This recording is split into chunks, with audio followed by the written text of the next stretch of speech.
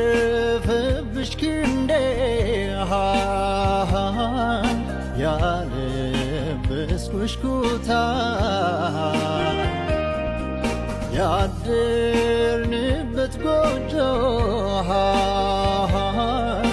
ያሞቀን መኝታ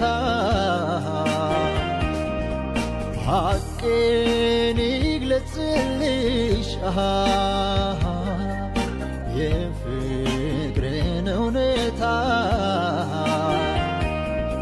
የኔ አካል ባክሽ ባክሽ